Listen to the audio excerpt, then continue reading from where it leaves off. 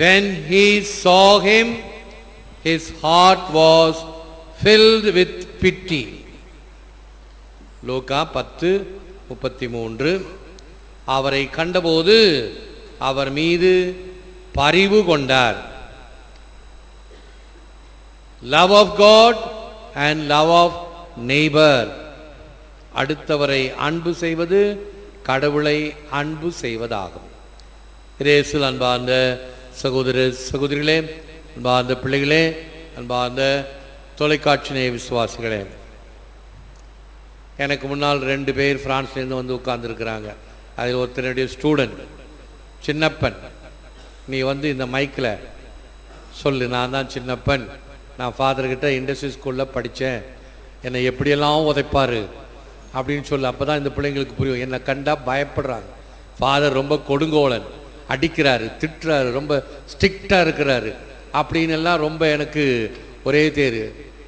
அந்த தம்பி என்கிட்ட வந்து சொல்லிச்சு, ஃபாதர் உங்கள் பங்கு மக்கள் கவனிக்கிறாங்களோ இல்லையோ, ஒவ்வொரு மறையுறையும் நான் கவனிக்கிறேன், ஒவ்வொரு அறிவிப்பையும் நான் கவனிக்கிறேன், துவக்க காலத்திலிருந்து என்னென்ன சொல்லிட்டு வரீங்களோ எல்லாம் எனக்கு தெரியும். ஆகவே என்னிடம் படித்து உருவான ஒரு பையன், இப்போ பையன் இல்லை, அவர் மவளையே கல்யாணம் பண்ணி கொடுத்துட்டாரு. ஒரு பிரான்ஸில் இருக்கிறாரு. கொஞ்சம் கொஞ்சமாக வளர்ச்சி பெற்று ஆண்டவருடைய ஆசிரியரை பெற்று, அதைத்தான் சொல்ல வரேன், ஆண்டவருடைய ஆசிரியர் எப்படி நம்மை உருவாக்குறது பாருங்கள். அவன் இண்டஸ்ட்ரி ஸ்கூலில் படிச்சுக்கிட்டு இருக்கும்போது நினச்சி பார்த்துருக்க மாட்டான் நான் ஃப்ரான்ஸுக்கு போவேன், இந்த மாதிரி என்னுடைய குடும்பம் ஆசீர்வதிக்கப்படும் நினச்சி பார்த்துருக்க மாட்டான். செம்ம ஓத. இப்போவே அப்படின்னா இன்னும் வாலிபத்தில் நான் எப்படி இருந்திருப்பேன் சொல்லுவான் பாருங்கள். பார்க்குறதுக்கு பயமாக இருக்கும். கொஞ்சம் சொல்ல, உன் சாட்சியை சொல்ல, நேராக பார்க்கட்டும் வந்து யார் என்னன்னு சொல்லு, நீ இப்போ எங்கே இருக்கிற. அவரோட ஃப்ரெண்டு வந்திருக்கிறார்.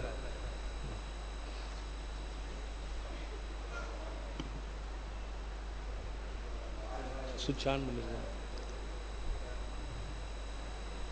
எல்லோருக்கும் வணக்கம். 1982 சென்ட் ஜோசப் இண்டஸ்ட்ரி ஸ்கூலில் ஃபாதர்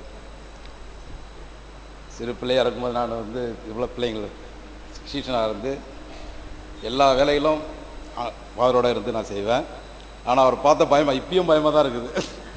ஆனால் அவருடைய அந்த கண்டிஷன், அவருடைய அந்த நல்ல அறிவுரைகள் என்னோடய வாழ்க்கைக்கு உறுதுணையாக இருந்து இன்னும் அவருடைய ஆசீர்வாதங்களை இன்னும் நான் பெற்று, இன்னும் என்னோட சேர்ந்த நண்பர்களும் உடைய உழைப்பு, உடைய உயர்வு எல்லாம் பெருமையாக இருக்குது. இருந்தாலும் ஃபாதர் வந்து இன்னும் வந்து நிறைய மக்களை பங்கெல்லாம் போய் நிறைய கோயிலில், நெல்லித்தோப்பு போல், இறுதியாண்டவர் கோயில் போல், இந்த அரியாவை போல் இன்னும் வளர்ச்சி அடையாத கோயில்களை இன்னும் பணியை சிறப்பாக அமைய வேண்டும் என்று எல்லா இறைவனும் கொஞ்சம் பண்ணாங்க. நன்றி. தேங்க்யூ. அன்பா அந்த மக்களே, நிறைய பேர், ஒரு பையன் ரஷ்யாவிலேருந்து இப்போ டாக்டர் ஆகி, ஃபாதர் என்னுடைய முதல் படத்தை உங்களுக்கு அனுப்புகிறேன் என்று டாக்டர் பட்டம் வாங்கியதும் அந்த மேலே அந்த பட்டம் டாக்டர் ஸ்டெத்தாஸ்கோப் போட்டு ரஷ்யாவில் ஒரு மிகப்பெரிய ஒரு ஃபேன், தமிழ் பாட்டெல்லாம் கற்றுக் கொடுத்து அங்கே இருக்கக்கூடிய பிஷப் ஃபாதர்ஸ்க்கெல்லாம் ரொம்ப ஃப்ரெண்டு. துவக்கத்தில் இப்படி இந்த பிள்ளைகள் உருவாக்கப்பட்டார்கள். ஒரு சிலர் தான் அதை நல்லா கிரகித்து கொண்டு முன்னேறினார்கள். எல்லாருக்கும் கொடுக்கப்படுகிறது வாய்ப்பு. ஆண்டவருடைய அருள் மழையை போன்று எல்லாருக்கும் கொடுக்கப்படுகிறது. அதை யார் பயன்படுத்துகிறார்களோ. ஆகவே இந்த அருள் கிடைக்கின்ற நாம் அனைவரும் அதை எப்படி பயன்படுத்துகிறோம்? இப்போ பாருங்கள், நல்லாயனை பற்றி, நல்ல சமாரித்தனை பற்றி நாம் பார்க்கிறோம். சமீபத்தில் பாருங்கள், அந்த நுங்கம்பாக்கம் ரயில்வே ஸ்டேஷனில் அந்த இளம்பெண்ணை கொலை செய்துட்டு 2 மணி நேரம் அது அப்படியே கிடக்குது. அது மேலே துணியை கூட போர்த்தல. பார்க்குறவங்கெல்லாம் பயந்துக்கிட்டு போனாங்களே தவிர ஒரு சின்ன இரக்கத்தோடு ஐயோ இப்படி இருக்கிறதே என்று சொன்னாங்களா இல்லை. ஆம்புலன்ஸ் ஃபோன் பண்ணாங்களா இல்லை. போலீஸுக்கு ஏற்பாடு பண்ணாங்களா இல்லை. எல்லாம் என்ன காரணம்? பயம். நமக்கு ஏண்டா வம்பு, போலீஸ் நம்ம துரத்தும், போகணும் வரணும், கோர்ட்டு கேஸுன்னு போகணும். அதனால மனித நேயமே அற்று போய்விட்டது. ஆனா மனித நேயம் அற்று போயிடுச்சு. அவ்வளவு பப்ளிக்கா எல்லாரும் முன்னாலேயும் வந்து கத்தியில வெட்டிட்டு போறான். அதுக்கு மட்டும் எப்படி தைரியம் வந்துச்சு? அதுக்கு இருக்கிற தைரியம் நல்லவைகளுக்கு செய்வதற்கு தைரியம் இல்லையா? அல்லது அத்தனை பேர் வேடிக்கை பார்த்து கொண்டிருந்தார்களே. அத்தனை பேரும் ஒருவனை அடக்க முடியாதா? கேள்வி என்ன தெரியுமா? அந்த மனித நேயம் என்பது கொஞ்சம் கொஞ்சமாக குறைந்து போய் தான் தனது பாதுகாப்பு, ஏன் வீண் வம்பு, ஏன் வீண் பொல்லாப்பு, நம்ம ஏன் தலையிடுவானே, தலையை உடைச்சுக்குவானே, நாம உண்டு நம்ம வேலை உண்டு போவோம் வருவோம் என்று இருப்பதினால்தான். இப்ப இந்த நற்செய்தி வரும் பொழுதெல்லாம் பேராலயத்தில் நடந்த ஒரு நிகழ்ச்சியை நான் அடிக்கடி சொல்வேன். இந்த மறைவுரையை கேட்டவர்களுக்கு தெரியும். ஆனால் மறுபடியும் அதை மறுவொழிபரப்பாக செய்வதில் தப்பே இல்லை. நிச்சயமாக இன்னும் நம்முடைய உள்ளத்தை அது தொட வேண்டும் என்பதற்காக. ஒரு சாதாரண நாள், வீக் டேஸ் தான். என்னுடைய அறையிலேருந்து பார்த்தா ஜன்னல் வழியாக தெரியும் கத்தீட்ரலில் யார் போகிறாங்க யார் வராங்கன்னு தெரியும். பார்த்துக்கிட்டே இருக்கிறேன். ஒரே ஒரு சிவப்பு பனியன் போட்ட பையன் ஓடுறான் ஒடியாரான். என்ன நடக்குதுன்னு தெரியலையேன்னு யோசனை பண்ணிக்கிட்டே இருக்கும்போது அங்கே இருக்கிற வாட்ச்மேன் ஓடியாந்து, ஃபாதர் கடைசி பெஞ்சில் ஒரு இளம் பெண் பாய்சன் சாப்பிட்டுட்டு வாயில் நுர தள்ளுது, அப்படியே சரிஞ்சுக்கிட்டு இருக்குது அப்படின்னு வாட்ச்மேன் சொல்லிட்டார். நான் ஏஞ்சி போகிறதுக்கும் இந்த பையன் ஓடியாந்து சோடா வாங்கி கொண்டாந்து கொடுத்து அதுக்கு ஏதாவது தண்ணியெல்லாம் தெளித்து மயக்கத்தை தெளிக்க முதலுதவி செய்து கொண்டு இருக்கிறான். அந்த பையன் யாருன்னு எனக்கு தெரியாது. ஒரு வாலிப பையன், ஒரு 25லேருந்து 30 வயசு வரைக்கும் இருக்கும். இதுக்கிடையில் அங்கே இருக்கக்கூடிய பங்கு நிர்வாக குழு உறுப்பினர்களோ பேரவை உறுப்பினர்களோ 4-5 பேர் வந்தாங்க. சரி, உடனே போலீஸுக்கு ஃபோன் பண்ணுறேன் அப்படின்னு சொல்லி போலீஸுக்கு ஃபோன் பண்ணிவிட்டு திருப்பி வரேன். அதுக்குள்ளார அந்த போலீஸ் மயக்கடிச்சு சரிஞ்சு விழுகுது. அதுக்குள்ளார இவன் போய் ஒரு ஆட்டோவையும் கூட்டிகிட்டு வந்துட்டான். ஒரு ஆட்டோவை கூட்டிகிட்டு வந்து என்ன சொன்னால், யாராவது பெண்கள் இந்த பிள்ளையை தூக்கி ஆட்டோவில் வச்சு ஆஸ்பத்திரிக்கு கூட்டிகிட்டு வாங்க, நான் எல்லாத்தையும் பார்த்துக்கிறேன். ஒருத்தர் கூட முன்வர தயாராக இல்லை. மறுபடியும் பயம். பிறகு நான் ஒருத்தரை தைரியமாக பார்த்து, ஒரு பெண்ணை பார்த்து, நீ போமா, நானும் வரேன் கூட, அந்த தம்பியோட வரேன், ஒன்றும் நடக்காது, பார்த்துக்கோ, போலீஸ் ஒன்றும் தொந்தரவு பண்ணாது, ஆபத்துக்கு உதவுதில் தப்பே கிடையாது. பிறகு அந்த பொண்ணு தைரியமாக அதை தூக்கி ஆட்டோவில் உட்கார வச்சு போனாங்க. இவனும் மோட்டர் சைக்கிளில் பின்னாடி போனான். அப்போ நான் இந்த பங்கு உறுப்பினர்கள்லாம் கூப்பிட்டு சொன்னேன், அப்பா வாங்க, இந்த சமயத்தில் தான் நம்ம உதவி செய்யணும். அந்த பையன் யாருன்னு தெரியல, ஆனால் எவ்வளவு தைரியமாக அந்த பெண்ணுக்கு உதவி செய்ததற்கு முன் வந்திருக்கிறான் பாருங்க. மற்றவங்கள இருந்தால் பயந்துட்டு போயிருப்போம். ஆகவே போலீஸ் வழக்கமாக செய்யும். ஏன்னா அவனுக்கு என்ன ஏதுன்னு விவரம் கண்டுபிடிக்கணும். நீ யாரு, எவரு, உங்கள் அப்பா பேர் என்ன, உன் வயசு என்ன, நீ எந்த ஊரில் இருக்க, இது கண்டிப்பாக நடக்கக்கூடியது தான். அதுக்கெல்லாம் பயந்துக்கிட்டு தான் நடக்காது. அது எல்லாத்தையும் கொடுத்துட்டு இவன் திருப்பி இங்கே வந்தான். தம்பி நீ யார், என்ன விவரம் சொல்லலாம், என்ன ஆச்சுப்பா, ட்ரிப்ஸ் ஏறுது ஃபாதர், மேற்கொண்டு அவங்க சொந்தக்காரங்களுக்கு யாருக்காவது தெரிவித்து யாராவது கொண்டாந்து விட்டுட்டா போதும் அப்படின்னா. அதுக்கு வேறு போலீஸ் வந்துடுச்சு. போலீஸ் வந்து பெண்ணுடைய பேக்கெல்லாம் ஆராய்ஞ்சு பார்த்தது. பக்கத்தில் தான் எங்கேயாவது இந்த பக்கம் கடையில் அந்த பூச்சி மருந்து வாங்கியிருக்குது, எல்லாம் பார்த்தாங்க. ஏதோ ஃபோன் நம்பர் இருக்குது, சரி நாங்கள் பார்த்துக்குறோம் ஃபாதர் சொல்லி போயிட்டாங்க. முடிஞ்சு போச்சு. இந்த பையனுக்கு யார் எவன், எனக்கு அவன் மேலே ஒரு ஆழ்ந்த ஈர்ப்பு. ஏன் அவன் எந்த நேரத்தில் வந்தான், எதுக்கு கோயிலுக்கு வந்தான். அப்போ அவனை விசாரிக்கிற, உன் பேர் என்ன, ரமேஷ், இந்து பையனா கிறிஸ்துவ பையனா, இந்து பையனா. இந்து பையனி எல்லாத்துக்கும் கோயிலுக்கு வந்த, தினம் காலையில் ஆஃபீஸ் போகிறதுக்கு முன்னாடி 10 மணிக்கு கோயிலில் வந்து ஜெபிச்சுட்டு போவேன். இன்னைக்கு ஜெபிக்க வந்த நான் இப்படி பார்த்தேன், உடனே உதவி செய்தேன். சரி, ஜெபிக்க வந்ததுக்கு உன்னை தூண்டியது எது? சாலக்குடிக்கு போனேன், தியானம் செஞ்சேன், அன்றையிலிருந்து இயேசுவை நான் ஏற்றுக்கொண்டேன். ஞானஸ்தானம் வாங்கலை, ஆனால் இயேசு என் உள்ளத்தில் நிறைந்திருக்கிறார். ஆகவே இயேசுவுக்காக நான் எதையும் செய்ய தயாராக இருக்கிறேன். ஆகவே இப்படி நான் நல்ல சமாரித்தன் உண்மையெல்லாம் பைபிளில் படிச்சிருக்கிறேன். நான் உதவுவதற்கு முன் வந்தேன். எங்கப்பா போச்சு நமக்கெல்லாம்? பாரம்பரிய கிறிஸ்துவன்னு சொல்லிக்கிறோமே, தடாபுடான்னு திருநாள்லாம் கொண்டாடுறோமே, இது செய்யறதுக்கு முன் வரமா? ஒருத்தரும் வரலையே முன்னாடி. இந்த பையன் வந்தானே, சரி தம்பி ரொம்ப நன்றி, பாராட்டுகிறேன் உன்னை, காட் பிளஸ் யூ. அதுலேருந்து எனக்கு ரொம்ப நெருங்கிய ஃப்ரெண்ட் ஆகிட்டேன். அவன் இந்து குடும்பம் தான், ஆனால் அடிக்கடி வந்து என்னிடம் ஆசிரியர் வாங்கி ஜெபிச்சுட்டு செல்வான். அன்பாதவர்களே, இவ்வளவு தூரம் நாம் நற்செய்தியை படிக்கிறோமே, அந்த நற்செய்தி எவ்வளவு தூரம் நம்முடைய ரத்தத்தில் இறங்குகிறது. வெளிப்பூச்சு, வெளி ஆடம்பரம், திருநாள், கொண்டாட்டம், ஆட்டம், பாட்டம், வெடி, வேட்டு, புகை, என்னென்ன எல்லாம் செய்வோம். அடுத்த வருஷம் இன்னும் அதிகமாக ஆழமாக இறை அன்பிலும் பிறர் அன்பிலும் பிறருக்காக உதவுவதிலும். அந்த நல்ல சமாரியத்தினுடைய உமையில எவ்வளவு தூரம் ஆண்டவர் தெளிவாக கொடுத்திருக்கிறார். அவன் வேற ஜாதி, மற்றவர்கள் எல்லாம் இழிவு என்று கூறக்கூடிய அந்த சமாரிய இனம். யூதர்கள் நாங்கெல்லாம் தேர்ந்தெடுக்கப்பட்ட இனம், அரச குருத்துவ திருக்குல கூட்டம், பெருமை பெத்த பேர், கொஞ்சம் கூட மனித நேயம் கிடையாது, இறை நேயம் கிடையாது. ஆனால் இவன் சமாரியன், அவர்களால் ஒதுக்கப்பட்டவன். அவன் வந்தான் உதவிக்கு. எப்படி வந்தான்? அவன் கழுதையில போறான். கழுதையை நிறுத்தி இறங்கி பார்த்துக்கிட்டே போயிருக்கலாம். இறங்கி வந்து பார்த்து அவனுடைய காயங்களுக்கு கட்டு போடுகிறான். தான் வைத்திருந்த அந்த திராட்சைப்பழ ரசம் அதெல்லாம் வீணாக்கணும்னு தேவை கிடையாது.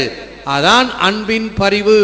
காயங்களுக்கு கட்டு போட்டு அவனுடைய வாகனத்திலேயே அந்த அடிப்பட்டவனை ஏற்றிக்கொண்டு சத்திரத்துக்கு கொண்டு போய் வைத்து சத்திரக்காரனுக்கு கொஞ்சம் காசை கொடுத்து பார்த்துக்க, பத்தலனா கவனிக்காம விட்டுறாத, இன்னும் செய்யி, திருப்பி வரும்போது உனக்கு மறுபடியும் கொடுப்பேன்.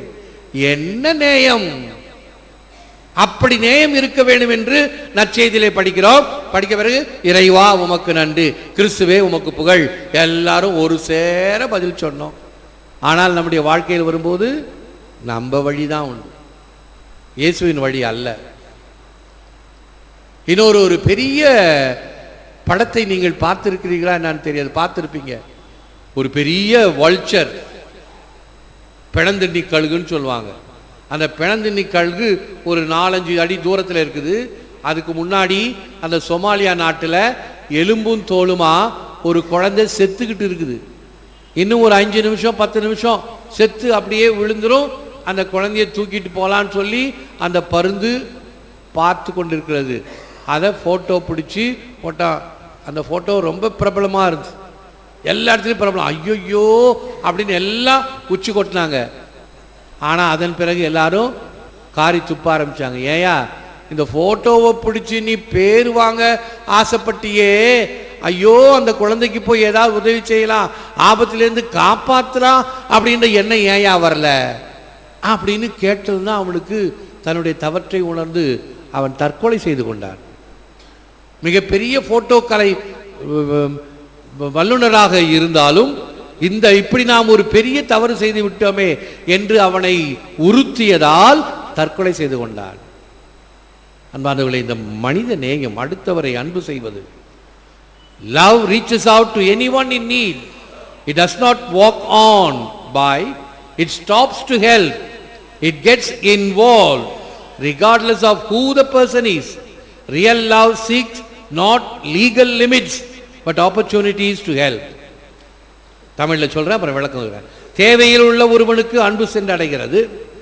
அது நடக்க மறைவதல்ல, அது உதவி செய்ய காத்திருக்கிறது, அது தன்னையே ஈடுபாடு கொள்ள செய்கிறது. அந்த நபர் எப்படிப்பட்டவராயினும் உண்மை அன்பு சட்டங்களை பொருட்படுத்துவதில்லை, அத்தருணத்திலேயே உதவி செய்கிறது. இந்த பார்டரில் எங்கேயாவது ஆக்சிடென்ட் ஆயிடுச்சுன்னா வம்பு. அதாவது இந்த அரியாங்குப்பம் போலீஸ் ஸ்டேஷன் எல்லை எங்கே இருக்குது, அதுக்கு அடுத்தது தவளகுப்பம் போலீஸ் ஸ்டேஷன் எல்லை, அதுக்கு அடுத்தது கிருமாம்பாக்கம் போலீஸ் ஸ்டேஷன் எல்லை. இந்த எல்லைக்கு இடையில ஆக்சிடென்ட் ஆச்சுன்னு வச்சுக்கோங்க, போச்சு. இந்த போலீஸ்காரர் சொல்வார் இது ஏன் எல்லை கிடையாது அந்த எல்லைன்னுவார், அவர் சொல்வார் இது ஏன் எல்லை கிடையாது அந்த எல்லைன்னுவார். அதுக்குள்ளார 2-3 மணி நேரம் ஆயும், கொஞ்சம் இருந்த உயிரும் போயிடும். ஆம்புலன்ஸுக்கு ஏற்பாடு பண்ணிக்கிட்டா காவந்து பண்ணியிருக்கலாம். சட்ட சிக்கல் இப்படியெல்லாம் நாம் அன்றாட தினத்திலே பார்க்கின்றோம்.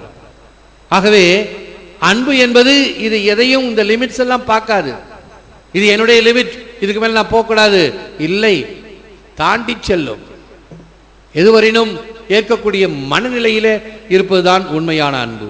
Compassion, the Latin word is called misericordia, that means heart given to the poor. அதுதான் உண்மையான கம்பேஷன். அந்த இதயத்தால் உணர்வது, இதயத்தால் கேட்பது, இதயத்தால் பார்ப்பது. இதயம் பார்க்காது, கண்ணு தான் பார்க்கும். இதயம் கேட்காது, காது தான் கேட்கும். ஆனால் இதயத்தால் பார்ப்பதும் கேட்பதும் அந்த பரிவுடன் கேட்பது தான். அத்தகைய ஒரு அன்பை தான் ஆண்டவர் இன்று நமக்கு தருகின்றார். பரிவு என்பது லத்தீன் வார்த்தை. மிசரிகோர்டியா ஏழைக்கு மனது இறங்குகிறது. ஆவியின் உள்ளும் அறிவினிடையும் அன்பு ததும்பி வளர்ந்திட வேண்டும். இந்த அன்பானது உண்மையாகவே ஆக்கப்பூர்வமாக இருத்தல் வேண்டும். நான் வாழ்கின்றேன் என்றால், நான் இயங்குகின்றேன் என்றால், என்னால் என்ன பலன், என்ன நன்மை பிறருக்கு விளைவித்துக் கொண்டிருக்கிறேன், பிறருக்கு கொடுத்து கொண்டிருக்கிறேன், இந்த சமுதாயத்திற்கு என்ற அந்த உயர்வுள்ளல். ஒருவனுடைய உயரம், நிஜமான உயரம், உயர்வான எண்ணங்களே. நான் 5 அடி உயரம் 6 அடி உயரம் இருக்கிறேன் என்பது அல்ல. என்னுடைய எண்ணங்கள் எப்படி உயர்வான எண்ணங்களாக இருக்கிறது, அதை பொறுத்துத்தான் நான் உயர்வடைகிறேன். Direct assistance is good, tracking the cause is better. Direct assistance is good, tracking the cause is better. கவனிங்க, நேரடியான உதவியே நல்லது, உண்மை காரணத்தை அறிந்து கொள்வதே நல்லது. உதவி செய்யறது நல்லது தான். ஒரு உதாரணம் சொன்ன பாருங்க, நல்லா புரிஞ்சுக்குங்க. ஒருத்தன் ஆற்றுல அடிச்சுட்டு போகிறான், அவனுக்கு நீச்சல் தெரியாது, ஐயோ காப்பாற்றுங்க ஐயோ காப்பாற்றுங்கன்றான். கரையில் ஒருத்தன் இருக்கிறான், நீச்சல் தெரியும் அவனுக்கு, ஓடி போய் பாஞ்சி அவனை பிடிச்சி இழுத்துட்டு வந்து கரையில் வைக்கிறான். முதல் ஆள் கொஞ்சம் மூச்சு வாங்குது, அது ஆறுறதுக்குள்ளார 2வது ஆள் ஒருத்தன் வரான், ஐயோ காப்பாற்றுங்க ஐயோ காப்பாற்றுங்கண்ணா. ஐயோ 2வது ஆள் ஒருத்தன் இப்படி போகிறானே, மறுபடியும் போய் 2வது ஆளையும் பிடிச்சி கொண்டாந்து கரையேற்றிடுறான்.